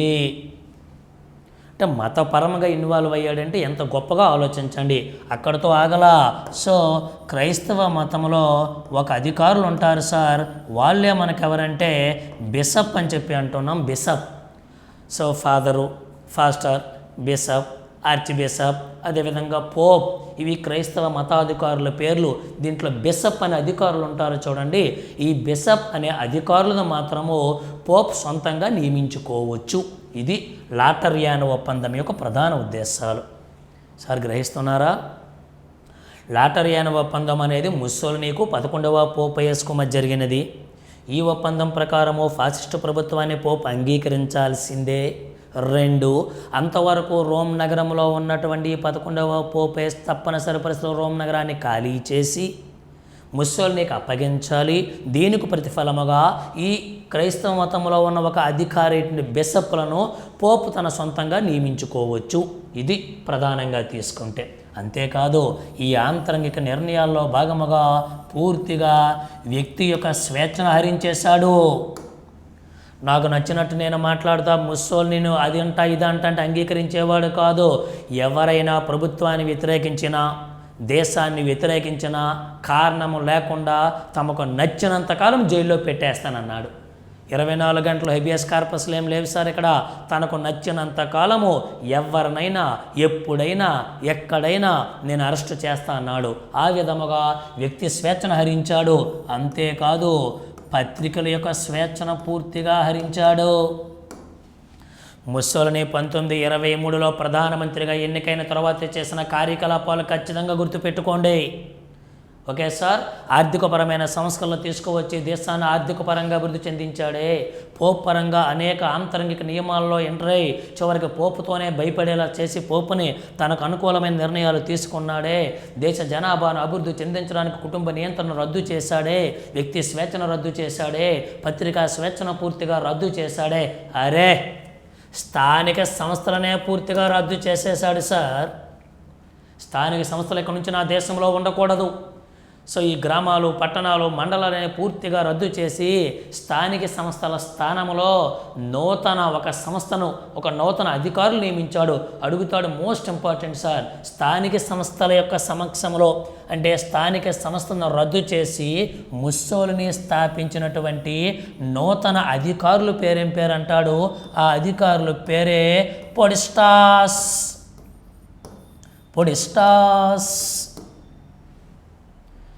చాలా చాలా సింపుల్. పొడిస్టాస్ అనేది ఒక వార్తాపత్రిక, రహస్య సంస్థ, వర్తక సంఘమా, పర్వత శిఖరం పేరా, అధికారుల పేరా ఇలా అడుగుతాడు. ఓకే సార్, ఇటలీలో ఉన్నటువంటి స్థానిక సంస్థలన్నిటినీ పూర్తిగా రద్దు చేసి వాటి స్థానంలో పొడిస్టాస్ అనే ఒక నూతన అధికారులు నియమించి తనకు అనుకూలమైన ప్రభుత్వాన్ని గ్రామాలు కూడా విస్తరించి బేక్ చేసుకున్నాడు మన ముస్సోలినీ. అక్కడితో ఆగాడు ఇంటర్నల్గా. సో పూర్తిగా కార్మిక సంఘాలను రద్దు చేసేసాడు. కార్మిక సంఘాలు ఉంటాయి కదా సార్, ఈ కార్మిక సంఘాలను రద్దు చేసి సిండికేట్ అనే ఒక నూతన కార్యకలాపాలను ప్రారంభించాడు. ఇది ముస్సోలినీ యొక్క ఆంతరంగిక విధానము. ఏ రూపంలో అడుగుతాడో చెప్పలే. ముస్సోలినీ యొక్క ఆంతరంగిక విధానము కానిది ఏమిటి అంటాడు. ఇవి మనం గ్రహించాలి. వార్తాపత్రిక పేరు గుర్తుపెట్టుకోండి, ఫాసియో రోమన్ భాష గుర్తుపెట్టుకోండి, కడ్డీల కట్ట గొడ్డలి గుర్తుపెట్టుకోండి, అతని యొక్క నినాదాలు గుర్తుపెట్టుకోండి, ఫాజ్యం సిద్ధాంతాలు గుర్తుపెట్టుకోండి. ఫాసియో అంటే అర్థం ఏమిటో అడుగుతాడు. పొడిస్టాస్ అనే అధికారులు గుర్తుపెట్టుకోండి. సిండికేట్ అనే సంస్థలు కార్మిక సంఘాల స్థానంలో ఏర్పడ్డాయి. కార్మిక సంఘాల స్థానంలో సిండికేట్లు ఏర్పాటు చేశాడు. అదే విధముగా స్థానిక సంస్థల ఆధ్వర్యంలో పొడిస్టాస్ అనే ఒక నూతన అధికారులు కూడా నియమించాడు. ఇది ఇంటర్నల్గా ఆయన చేసిన పనులు. ఓకే సార్, ఇక పూర్తిగా నియంత టైపులో చేసేసాడు మొత్తం దేశాన్ని అంతటినీ కూడా. ఏ రోజైతే ఇలా చేశాడో ఇక ముస్సోలినీకి ఇంటర్నల్గా ఒక నియంతగా పేరు వచ్చింది. ఎంత దారుణమంటే ముస్సోలినీ ప్రధానమంత్రి అయిన వెంటనే పార్లమెంట్ లోపలికి వెళ్ళి ఒక కమ్యూనిస్ట్ పార్లమెంటు సభ్యుడిగా ఉన్న ఒక వ్యక్తినే చంపేశాడు సార్. అంటే మాటియోని ఇతను ఎవరు అనుకుంటున్నారు? ఒక కమ్యూనిస్ట్ పార్లమెంట్ ఎంపీ. ఇతను కూడా చంపేశాడు. దీనితో ఇతడంటే మొత్తం భయపడ్డారు. ఇక్కడ నియంతగా రూపాంతరం చెందారన్నాడు. తన యొక్క ఆలోచనలన్నిటినీ పక్కన ఇల్లు పపాలోడు ఇటాలియాలో ప్రవేశపెడుతున్నాడు. దీనితో ఇటలీ ప్రజలు ఆర్థిక పరంగా అభివృద్ధి చెందడంతో ఇతను దేవుడిగా పూజించడం ప్రారంభించారు. ఇప్పుడు ఇతను ఇంటర్నల్గా పరిస్థితిని తన చేతుల్లో పెట్టుకున్నాడు, తనకు అనుకూలంగా మలుచుకున్నాడు. ఇప్పుడు తన యొక్క దృష్టి అంతా ఎక్స్టర్నల్పై పడింది, ప్రపంచ దేశాలపై పడింది. ఆ విధముగా విదేశాంగ విధానాన్ని ఈసారి ప్రారంభించాలనుకున్నాడు. విదేశాంగ విధానంలో భాగముగా అంటే ఇంటర్నేషనల్ కూడా తమ దేశాన్ని అగ్రగామి దేశముగా తయారు చేయాలనే ఉద్దేశంతో అనేక నిర్ణయాలు తీసుకున్నాడు. ఆ నిర్ణయంలో భాగముగా ఇతడు అనేక దేశాలపై దండయాత్ర చేయడము, అనేక మందితో స్నేహ సంబంధాలు కొనసాగించడము చేశాడు. ముఖ్యముగా విదేశాంగ విధానములో భాగముగా 1934వ సంవత్సరంలో యుగోస్లావియా అనే దేశం దగ్గర నుండి ఫ్లూమ్ అనే ఒక వాడరేవును కూడా స్వాధీనపరుచుకున్నాడు.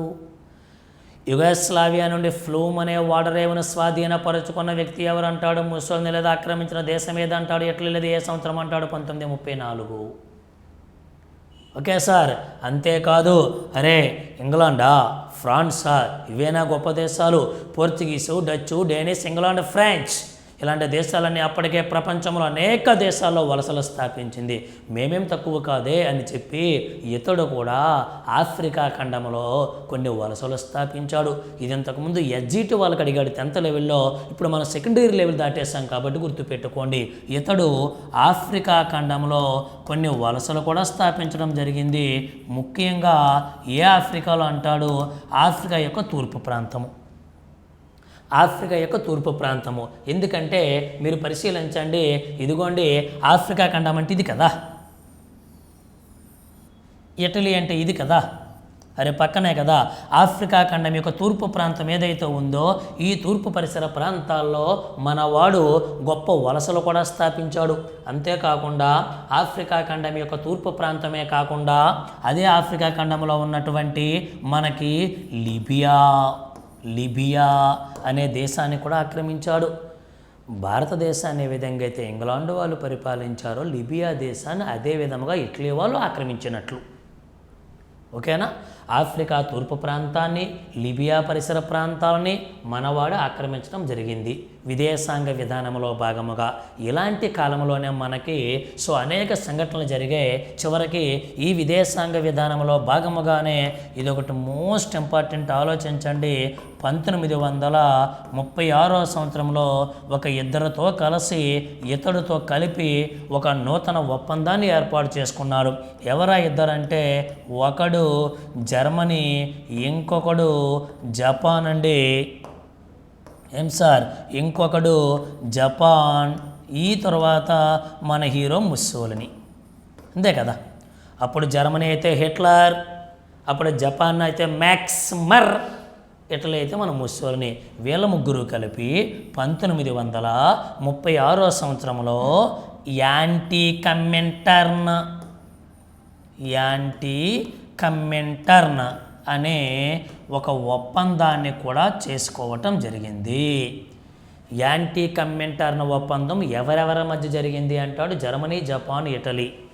ఓకేనా? ఇదేవై తరువాత అక్షరాజ్యాలుగా మారి రెండవ ప్రపంచ యుద్ధానికి నాంది పలకడం కూడా జరిగినది.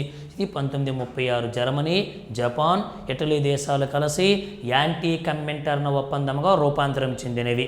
అయితే ఊహించిన విధముగా మనకి 1939వ సంవత్సరం సెప్టెంబర్ 1వ తేదీన రెండవ ప్రపంచ యుద్ధము ప్రారంభమైనది. ఈ రెండవ ప్రపంచ యుద్ధంలో ఈ 3 దేశాలు కూడా అక్షరాజ్యాలుగా ఏర్పడ్డాయి. చివరికి ఆల్రెడీగా మనకి మిత్రరాజ్యాలు కొన్ని ఉంటాయి. ఇంగ్లాండ్, ఫ్రాన్స్, అమెరికా లాంటి దేశాలు మిత్రరాజ్యాలుగా ఏర్పడతాయి. చివరికి ఇద్దరికీ మధ్య ఘోరమైన యుద్ధం జరుగుతుంది. ఈ యుద్ధం జరుగుతున్న కాలంలోనే మనవాడు ఈ యుద్ధంలో భాగముగా రెండవ ప్రపంచ యుద్ధంలో భాగముగా మన ఇటలీ దేశానికి చెందిన ముస్సోలిని 1939వ సంవత్సరంలో అల్బేనియా అనే దేశాన్ని ఆక్రమించాడు. అదే విధముగా ఎంత కొంతవరకు 1940లో ప్రపంచంలోనే అగ్రగామి దేశమైన ఫ్రాన్స్ దేశాన్ని కూడా ఆక్రమించాడండి. 1939లో అల్బేనియా దేశాన్ని, 1940లో ఫ్రాన్స్ దేశాన్ని ముస్సోలిని ఆక్రమించాడు. కానీ చివరికి ఇతనికి దుశ్చర్యలు, ఒకప్పుడు మిత్రరాజ్యాలు గెలుస్తున్నాయి ఒకవైపు, ఇటువైపు మిత్రరాజ్యాలు అక్షరాజ్యాలు ఓడిపోతున్నాయి. అయినా ఇతను తగ్గకపోవడంతో తన సొంత ప్రజలే ఇతని మీద అసహ్యం కలిగి చివరికి 1945వ సంవత్సరం ఏప్రిల్ నెల 28వ తేదీన తన సొంత ప్రజలే ఇతన్ని కాల్చి చంపేశారు. దీనితో అతి గొప్పగా ఉన్నటువంటి మొనార్కుగా నియంతగా పిలువబడినటువంటి ముస్సోలినీ శకం అనేది అంతమైనది. ఏ రోజైతే ముస్సోలినీ పూర్తిగా మరణించాడో మరణించడానికంటే ముందు 1 ఇయరే తన యొక్క పదవిని కోల్పోయాడు. రెండవ ప్రపంచ యుద్ధం జరుగుతూ ఉన్న కాలంలో 39, 40, 41 వరకు మాత్రమే అక్షరాజ్యాల విజయం అండి. ఎలాగో రెండవ ప్రపంచ యుద్ధంలో జరిగిన సంఘటనలు మనం ఎలాగో మాట్లాడుకుంటాం. ఈ రెండవ ప్రపంచ యుద్ధంలో భాగంగానే మన సుభాష్ చంద్రబోస్, హిట్లరు, ముస్సోలినీలు ఏకమయ్యారు. ఓకే సార్, ఈ సుభాష్ చంద్రబోస్, హిట్లర్, ముస్సోలినీలు అక్కడే మనకు ఏకమవటం జరిగింది. ఏకమవడము, సుభాష్ చంద్రబోస్ ముస్సోలినీ కలవడం, ముస్సోలినీ హిట్లర్ని పరిచయం చేయడం, హిట్లర్ సహకారంతో సుభాష్ చంద్రబోస్ అండమాన్ నికోబార్ దీవులని, సింగపూర్ని, నాగాలాండ్ రాజధాని కోహిమాకు రావడం, ఆజాద్ హింద్ ఫౌజ్ అనే ఒక నూతన సైనిక సంస్థను ఏర్పాటు చేయడం అవన్నీ జరిగాయి. ఫ్రీడమ్ మూమెంట్లో భాగంగా అవన్నీ మనం చెప్పుకున్నాం. ఇది ప్రధానంగా మనం పరిశీలిస్తే అయితే ఎప్పుడైతే ఇదంతా మనకి జరిగిందో, ఇలా జరుగుతున్న కాలంలోనే మనకి రెండవ ప్రపంచ యుద్ధం చివరికి వచ్చేసాం. 1943, 44 వచ్చేసరికి చనిపోక 1 ఇయర్ ముందే మనవాడు ఏమిటంటే చనిపోక 1 ఇయర్ ముందే మనవాడు పూర్తిగా తన పదవిని కోల్పోయాడు. ఎవరి తర్వాత ముస్సోలినీ ప్రధానమంత్రి అయ్యాడన్నా మనం ఫ్యాక్టో అని చెప్పుకున్నాంగా. ఫ్యాక్టో 1923 అక్టోబర్ నెలలో 50,000 మంది ఫాసిస్టు కాంగ్రెస్ సమావేశం జరగడంతో భయపడి 3వ విక్టర్ ఎమ్మాన్యువల్ తన పదవికి రాజీనామా చేయడంతో 3వ విక్టర్ ఎమ్మాన్యువల్ రాజీనామా చేయడంతో ఇతను తన ప్రధానమంత్రిగా నియమించుకున్నాడని చెప్పుకున్నాం. ఇప్పుడే చివరికి ముస్సోలినీ తన పదవికి రాజీనామా చేయాల్సి వచ్చింది. చనిపోక ముందు జరిగిన సంఘటన చెబుతున్నాం. ఎప్పుడైతే తన పదవికి రాజీనామా చేశాడో 1943లో అతడి స్థానంలో, ముస్సోలినీ స్థానంలో మరొక వ్యక్తిని ఇటలీ ప్రధానమంత్రిగా ఎన్నుకున్నారు ప్రజలు. ఆ మరొక వ్యక్తి పేరే Marshal Pietro Badoglio. Marshal Pietro Badoglio. Sir ఇది ఒక వ్యక్తి పేరండి, ఇంతకుముందు వచ్చిన వార్తాపత్రికల పేర్లండి. సో మార్షల్ పెట్రో బడిగ్లియో ఇతడు మనకి ముస్సోలినీ అనంతరము ప్రధానమంత్రిగా ఎన్నికవటం జరిగినది. ఓకే సార్, చివరికి ముస్సోలినీను తన సొంత ప్రజలే 1945 ఏప్రిల్ నెలలో కాల్చి చంపడం జరిగినది. దీనితో మనకేమిటంటే ఇటలీ ఫాసిజం అనే టాపిక్ అనేది మనకు అంతమైనది. ఇక్కడ మీరు గుర్తుపెట్టుకోండి, ఫాసిజం కంటే ముందున్న జాకాల్ విధానము, రోమన్ నాగరికత, ఇటలీ ఏకీకరణ, జాకాల్ విధానం, మొదటి ప్రపంచ యుద్ధం, ఫాసిజం, అర్థము, సిద్ధాంతాలు, నినాదాలు, ముస్సోలినీ పర్సనల్ స్టోరీ, ముస్సోలినీ స్థాపించిన పత్రిక, అంతకుముందు ఏ పత్రికలో తన సభ్యుడిగా చేరాడు, ముస్సోలినీ ప్రధానమంత్రిగా ఏ విధంగా ఎన్నికయ్యాడు, న్యాయబద్ధంగా ఎన్నికవ్వడం కష్టమని ఫాసిడో కంపార్ట్మెంట్కి ఎందుకు అధికారాలు ఇవ్వాలని చూశాడు, ప్రధానమంత్రి అయిన తరువాత ఏ విధముగా ఆంతరిక విధానంలో భాగముగా అనేక గొప్ప గొప్ప నిర్ణయాలు తీసుకున్నాడు, పొడిస్టాస్ అంటే ఏమిటి, సిండికేట్ అంటే ఏమిటి, ఫ్లూమ్ అనే ప్రాంతాన్ని ఏ దేశం నుంచి గ్రహించాడు, చివరికి రెండవ ప్రపంచ యుద్ధంలో హిట్లర్తో కలిసి యాంటీ కమింటర్న్ ఒప్పందాన్ని చేసుకుని అల్బేనియాని ఏ విధంగా ఆక్రమించాడు అనేది మనం తెలుసుకుంటే మనకి ఈ టాపిక్ అనేది పూర్తిగా పరిసమాప్తమైనట్లు. ఓకే సార్, అదంతా మనం రాసుకుంటే సక్సెస్ అవుతాం సార్. ఓకే సార్, ఇంతవరకు మనం ఆ ఫాసిజం పార్టీ యొక్క విధి విధానాలు, ముస్సోలినీ గురించి తెలుసుకున్నాం. రేపు మన అసిస్టెంట్ లెవెల్లో బిట్స్ రావడానికి ఎక్కువగా స్కోప్ అన్న ఒక ఎగ్జాంపుల్ మనం కొన్ని రాసాం. ప్రతి టాపిక్ ఎలాగా మనం డిస్కస్ చేస్తాం కాబట్టి పరిశీలించండి. ఫస్ట్ బిట్, జాకాల్ అనగా అర్థం ఏమిటి అంటాడు. What is the meaning of jackal? Option ఏమి ఇచ్చాడు? ఒక పత్రిక, విదేశాంగ విధానమా, విప్లవ సంస్థ, 1 టైప్ ఆఫ్ రాజకీయ పార్టీ అన్నాడు. ఏంటి దీని ఆన్సర్? జాకాల్ అనేది ఒక రకమైన విదేశాంగ విధానము అంటున్నాం. ఎందుకలా? పత్రిక, ఫాసిజంలో వచ్చిన పత్రికలు రెండే మనకి, ఒకటి అవంతి, 2 ఇల్ పపాలో డి ఇటాలియా. అవంతి పత్రిక ఇటలీ సోషలిస్ట్ పార్టీది, ముస్సోలినీ ఎడిటర్గా పనిచేశాడు. ఇల్ పపాలో డి ఇటాలియా అతనే సొంతంగా స్థాపించాడు. కానీ జాకాల్ అనేది ఇటలీ దేశం 1870లో అవతరించిన దగ్గర నుండి మొదటి ప్రపంచ యుద్ధమైనంత వరకు ఇటలీ యొక్క విదేశాంగ విధానం పేరు జాకాల్. ఇది వాళ్ళు అడిగే విధానం. ఇక్కడ విప్లవ సంస్థలు ఏం లేవు కాబట్టి పత్రిక అయితే కాదు, విప్లవ సంస్థలు ఏం లేవు. మరి రాజకీయ పార్టీ అంటే ఒకటే రాజకీయ పార్టీ, ఫాసిజం అని చెప్పి అనుకున్నాం. ఇది మొదటి బిట్. మీరు చదివేటప్పుడు కూడా ఒక బిట్ ఒక ఆన్సర్ అయిన తర్వాత మిగతా 3 బిట్స్కి క్వశ్చన్ ఏమై ఉంటుందో మీకు మీరే ఊహించగలిగితే ఖచ్చితంగా సబ్జెక్ట్ అనేది మనకు డెవలప్మెంట్ అవుద్ది. ఓకేనా? నెక్స్ట్ ఇప్పుడు సెకండ్ క్వశ్చన్ చూడండి. పూర్తిగా అయితే మధ్యధరా సముద్రంలో ఖాళీ బూటు ఆకారంలో ఉన్న ద్వీపకల్పం ఏది అంటాడు. ఆప్షన్లో ఇటలీ అన్నాడు, గ్రీన్లాండ్ అన్నాడు, జపాన్ అన్నాడు, స్విట్జర్లాండ్ అంటే స్విస్ అన్నాడు. మరి మధ్యధరా సముద్రం అంటేనా మనకు మధ్యధరా సముద్రంలో కొన్ని దీవులు ఉంటాయి. సిసిలీ, కార్సికా ఇలాంటి దీవుల సముదాయము, సార్డీనియా లాగా. ఇక్కడ మీరు పరిశీలిస్తే ఇది లెసన్ పేరు మీద గడింది కాబట్టి మధ్యధరా సముద్రంలో ఖాళీ బూటు ఆకారంలో ఉన్న ద్వీపకల్పం ఏదంటే ఇటలీ. ఓకేనా? మిగతా దేశాలు కాబట్టి వాటి గురించి ఇక్కడ మనం డిస్కస్ చేయాల్సిన అవసరం ఉండదు. అందుకే కదా రష్యాకు చెందిన ఒక చక్రవర్తి నది ఎవరో అని ఒక మాట అన్నది, ఇటలీ దేశాన్ని మధ్యధరా సముద్రపు బంధితురాలు అనే క్యాథరిన్ డఫ్ అనే యువరాన్ని కూడా పేర్కొందని చెప్పుకున్నాముగా. ఇది ప్రధానంగా పరిశీలిస్తే. ఓకేనా? మూడో క్వశ్చన్ చూడండి. ముస్సోలినీ స్థాపించిన పత్రిక ఏది అన్నాడు. ముస్సోలినీ పనిచేసిన పత్రిక ఏది అంటాడు, ముస్సోలినీ స్థాపించిన పత్రిక ఏది అంటాడు. ఇక్కడ వాడి ఉద్దేశం ముస్సోలినీ స్థాపించిన పత్రిక ఏది అని అర్థము. ఒకవేళ ముస్సోలినీ పనిచేసిన పత్రిక అన్నాడు అనుకోండి, అవంతి ఆప్షన్ ఏ. ముస్సోలినీ స్థాపించిన పత్రిక ఏది అంటాడు, ఇల్ పపాలో డి ఇటాలియా. మరి ఇంక 3 ఆప్షన్ ఏమిచ్చాడు, పొడిస్టాస్ అన్నాడు. 4వ ఆప్షన్ సిండికేట్ అన్నాడు. ఏంటివి? అవంతి అన్నామనుకో అది కాదు.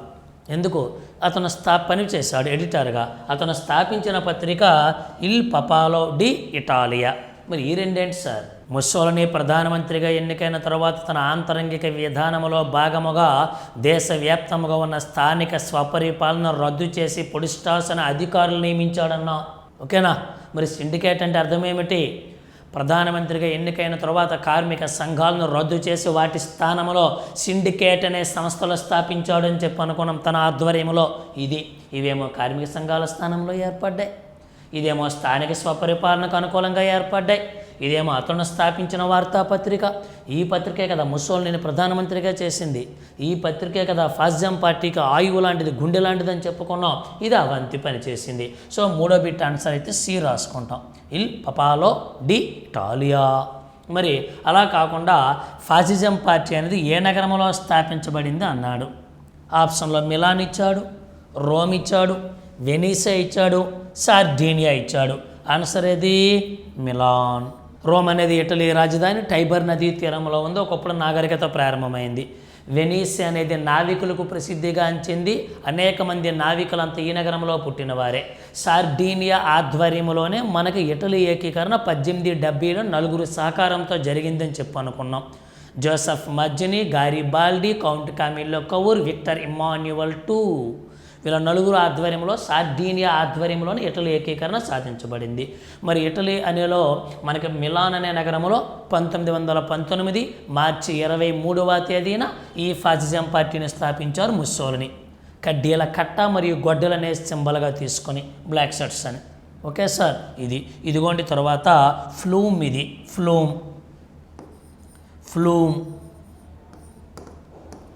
ఫ్లూమ్ అనే ప్రాంతాన్ని ముస్సోలినీ ఏ దేశం నుంచి ఆక్రమించాడు అన్నాడు. ఆప్షన్ ఏమి ఇచ్చాడు ఇక్కడ? అల్బేనియా ఇచ్చాడు సార్, అల్బేనియా. ఆప్షన్ బి ఏమో ఫ్రాన్స్ ఇచ్చాడు. ఆప్షన్ సి యుగస్లావియా ఇచ్చాడు. ఆప్షన్ డి స్విట్జర్లాండ్ ఇచ్చాడు. ఒకసారి మీరు గ్రహించండి, అల్బేనియానా కాదే, ఫ్రాన్స్నా కాదే, యుగస్లావియా నుంచి ఫ్లూమ్ అనే ప్రాంతాన్ని ఆక్రమించాడు. మనకి ఎలా చూసుకున్నాం మనం? సో విదేశాంగ విధానంలో భాగముగా. సో 1924లో కొంత భాగాన్ని ఆక్రమిస్తాడు. పూర్తి భాగం 1934-35 వచ్చేస్తుంది వాటర్ రేవు. మరి అల్బేనియా ఏమిటి? 2వ ప్రపంచ యుద్ధంలో భాగంగా 1939లో ఆక్రమించాడు అల్బేనియాని ముస్సోలినీ. ఫ్రాన్స్ ఏంది? 1940వ సంవత్సరంలో 2వ ప్రపంచ యుద్ధంలో భాగంగా ఆక్రమించాడు. స్విట్జర్లాండ్ ఏంది? తాపీ పని నచ్చక, ఉపాధ్యాయ వృత్తి నచ్చక, కమ్మర పని నచ్చక స్విట్జర్లాండ్ దేశానికి వలసపోయాడు. అప్పుడే కదా మాకియావెల్లి యొక్క రచనలు కానీ లేకపోతే స్కోపెన్హోవర్ యొక్క రచనలు కానీ చదివి వాళ్ళ గ్రంథాలు చదివి విప్లవవాదిగా మారడంతో ఇతన్ని దేశం నుంచి వెలివేశారుగా. ఆ తర్వాత ఆస్ట్రియాకి వచ్చి తర్వాత ఇటలీకి వచ్చి ఇటలీలో కదా అవంతి పత్రికలో చేరి కొన్ని కారణాల వల్ల 5 నెలల పాటు కారాగార శిక్ష అనుభవించి తర్వాత ఇల్ పపాలో డి ఇటాలియా అనే వార్తాపత్రికను ఫాసిజం అనే ఒక ప్రత్యేకమైన రాజకీయ పార్టీని మిలాన్ అనే ప్రాంతంలో స్థాపించారు. సో ఇప్పుడు ఫ్లూమ్ అనే ప్రాంతాన్ని యుగోస్లావియా నుంచి ఆక్రమించడం జరిగినది. ఇది ప్రధానంగా మనం పరిశీలిస్తే ఇక్కడ. ఓకేనా, ఈ టైప్ ఆఫ్ బిట్స్ వస్తాయి. తర్వాత మనం వెళ్ళామనుకోండి, 6వ బిట్ పరిశీలించండి. ఫాసిజంతో సంబంధించనిది ఏది? ఓకేనా, ఫాసిజంతో సంబంధించనిది ఏది? ఏమిటి ఇక్కడ? ప్రజాస్వామ్యాన్ని వ్యతిరేకించాడు. ఎస్, కరెక్టే. సంబంధించిందే తిది రాస్తాం. వ్యక్తివాదాన్ని సమర్థించాడు, కమ్యూనిజాన్ని సమర్థించాడు. సంబంధించనిది నెగిటివ్. అక్కడ కళ్ళు చాలా క్లియర్ఫుల్గా ఉండాలి. కాంపిటేటివ్ రాసేటప్పుడు 1వ బిట్ నుంచి లాస్ట్ బిట్ వరకు చాలా మైండ్ పీస్ఫుల్గా ఉండాలి. నెగిటివ్ అడిగాడు, సో ప్రజాస్వామ్యాన్ని వ్యతిరేకించాడు. ఎస్, ఫాసిజం సిద్ధాంతాలు ఏం చెప్పుకున్నాం? వైయక్తికవాదాన్ని వ్యతిరేకించాడు, ప్రజాస్వామ్యాన్ని వ్యతిరేకించాడు, కమ్యూనిజాన్ని వ్యతిరేకించాడు, వ్యక్తి భద్రత కంటే దేశ భద్రతే గొప్పదన్నాడు. ఏం సార్? విశ్వసించన్నాడు, పోరాడన్నాడు, విధేయత చూపు అన్నాడు. కమ్యూనిజాన్ని సమర్థించలా, వైయక్తికవాదాన్ని సమర్థించలా. చూడండి, వ్యక్తివాదాన్ని సమర్థించాడు, కమ్యూనిజాన్ని సమర్థించాడు. ఈ 2 తప్పులు. ఇదే మనం ఆన్సర్ రాయాలి. సంబంధించనది అన్నాడు, సంబంధించినది ఇచ్చాడు అనుకో, ఇది రాయాలి. ఓకేనా, ఇది నెగిటివ్ అడుగుతుంటాడు. ఏ మరియు బి కరెక్ట్ అలాంటివి అనేవి ఇలా మనకు చెప్పుకుంటాం కాబట్టి. ఇదిగో నెక్స్ట్ 7th బిట్. త్రైపాక్షిక కూటమిలో చారని దేశం ఏది అన్నాడు. ఇంతకీ త్రైపాక్షిక కూటమి ఎప్పుడు ఏర్పడింది? 1879లో ఏర్పడింది. 2 దేశాలు కలిపి. ఏమిటది? జర్మనీను ఆస్ట్రియా హంగేరీ కలిపి. దీంట్లో 1882వ సంవత్సరంలో ఇటలీ దేశం చేరింది. అరే, జాకాల్ విధానంలో భాగంగా ఏది డెవలప్ అయితే ఆ దేశం చేరిపోవడం ఇటలీ పనిగా. ఇప్పుడు చూడండి, త్రైపాక్షిక కూటమిలో చారణ దేశం ఏదన్నాడు? జర్మనీ ఉందిగా, ఆస్ట్రియా హంగేరీ ఉందిగా, ఇటలీ ఉందిగా, జపాన్ చారల. కాబట్టి ఆన్సర్ జపాన్ రాయాలి. కానీ జర్మనీ, జపాన్, ఇటలీ కలిపి ఇంకొక ఒప్పందం చేసుకున్నాయి. దాన్ని యాంటీ కమెంటర్ నేస్ తర్వాత బిట్టదేలండి. ఇది ప్రధానంగా తీసుకుంటే 1879లో ఈ 2 దేశాలు కలిపి కూటమిగా ఏర్పడ్డాయి. Germany, Austria Hungary. 1882లో ఇటలీ దాంట్లో చేరి మనకి త్రైపాక్షిక కూటమిగా ఏర్పడింది. ఇదిగోండి, యాంటీ కమెంటర్ ఒప్పందంలో గల దేశాలు ఏదన్నాడు? జర్మనీ, జపాన్, ఇటలీ అంట. సో ఇంగ్లాండ్, రష్యా, ఫ్రాన్స్ కాదు, జర్మనీ, ఇటలీ, ఆస్ట్రియా కాదు, అమెరికా, ఇంగ్లాండ్, రష్యా కాదు. ఇది correct answer. Germany, Japan, Italy ఈ 3 దేశాలు కలిపి యాంటీ కమెంటర్ ఒప్పందం చేసుకున్నాయి. హిట్లర్, మ్యాక్స్ మర్ ముస్సోలిని లేదా బెనితో జెరీజ్ అన్న అసలు పేరు, ఒక విప్లవాది పేరు పెట్టారని వీళ్ళు కలిపి యాంటీ కమెంటర్ ఒప్పందాన్ని చేసుకున్నారు. ఇదే తర్వాత అక్షరాజ్య కూటమిగా మారింది at the time period of second world war. Yes, తర్వాత మనం తీసుకోండి, లాటర్యాన్ ఒప్పందము 1939లో కదా. లేని అంశం ఏది అన్నాడు. ఇంతకీ లాటర్యాన్ ఒప్పందం ఎవరెవరి మధ్య జరిగింది అంటే ముస్సోలినీకును అప్పటి పోపుకు జరిగింది. ఎవరప్పుడు పోపు?